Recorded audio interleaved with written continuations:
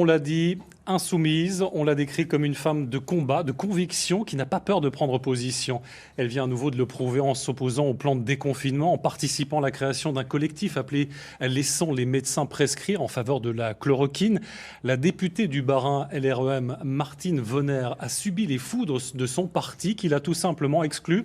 On va l'entendre dans un instant, elle sera notre invitée. Mais d'abord, portrait de cette députée solitaire, mère de 3 enfants, psychologue de formation, qui assume ses convictions. Marie Pouchin.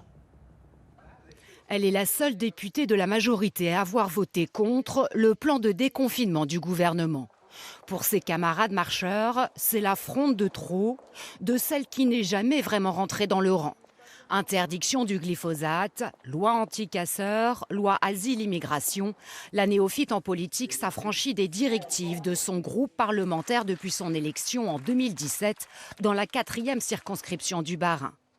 En toute liberté encore, elle s'engage avec les écologistes contre le grand contournement ouest de Strasbourg commandé par l'État. Une voix discordante qu'elle fait entendre jusqu'au plus haut niveau de l'État. C'est immonde, donc merde quoi, arrêtez ça. Le Covid-19 est aujourd'hui le point de rupture pour celle qui est aussi médecin psychiatre.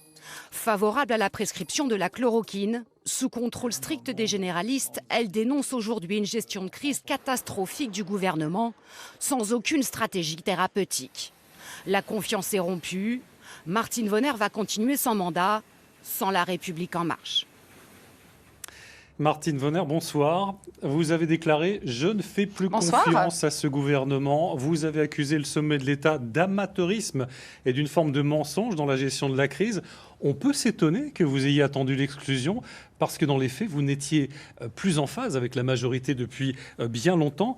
Qu'est-ce que vous avez à dire à ça ? Mais en fait, je suis une femme de combat, une femme de conviction et en permanence sur le terrain. Donc en étant médecin, en étant confrontée au nombre de patients malades et malheureusement à tous ceux qui ont perdu la vie, il me semblait plus important d'avoir rejoint la réserve sanitaire, rejoint mes confrères psychiatres sur la plateforme Covipsy 67, qui est une plateforme d'écoute, de rejoindre le collectif Laissons les médecins prescrire et de laisser de côté la question purement politicienne. Alors, concrètement, sur le déconfinement qui est là, maintenant, ou presque en tout cas, qu'est-ce que vous dites ? L'État est irresponsable, que fallait-il faire ? Le mot irresponsable est trop fort, mais dans le plan de déconfinement qui nous a été présenté à l'Assemblée nationale la semaine dernière, le Premier ministre n'a absolument pas parlé d'un plan stratégique sanitaire digne de ce nom. Il faut bien sûr protéger, il faut que tous les citoyens aient un masque, même dans l'espace public à partir de la semaine prochaine.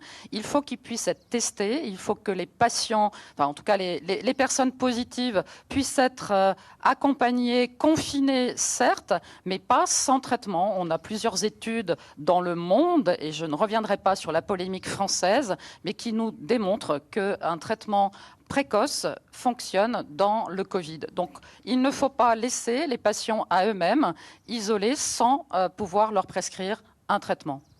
Je reviens sur ce que vous avez dit du gouvernement. Vous avez dit qu'il y a un lavage de cerveau qui nous empêche de penser ou d'agir différemment. À La République en marche, on ne peut pas débattre, on ne peut pas être pas d'accord. En effet, enfin, en tous les cas, ça a été pire que tout dans ce plan de déconfinement, puisque ce n'a pas été un projet de loi. Nous avons appris en même temps que tous les citoyens ce plan, et nous n'avions absolument pas eu les éléments avant. Nous n'en avons pas débattu. Le président souhaitait que le vote soit reporté de 24 heures. Il n'en a absolument pas été question. Donc, dans ces conditions-là, je ne pouvais pas valider ce plan. D'ailleurs, les sénateurs ne l'ont pas validé non plus. Alors, qu'allez-vous faire maintenant? Plusieurs dizaines d'élus, dont Mathieu Orphelin, Cédric Villani, s'apprêtent à former un nouveau groupe qui constituera un tournant dans le quinquennat d'Emmanuel Macron. Tous les textes ont jusqu'ici été votés grâce à une majorité, cette majorité qui s'effrite. Donc, qu'allez-vous faire? Allez-vous rejoindre ce mouvement? Je me laisse le temps. En effet, je suis maintenant non inscrite, puisqu'exclue du groupe politique La République En Marche. Par cohérence, j'ai également annoncé à M. Guérini que je quittais le mouvement. Je vais me laisser du temps pour voir quel groupe politique peut correspondre au mieux à mes valeurs et quel groupe je vais en conséquence rejoindre. Merci Martine Vonner. Je rappelle que vous êtes députée dans la 4e circonscription du Bas-Rhin. Merci à vous d'avoir répondu à nos questions.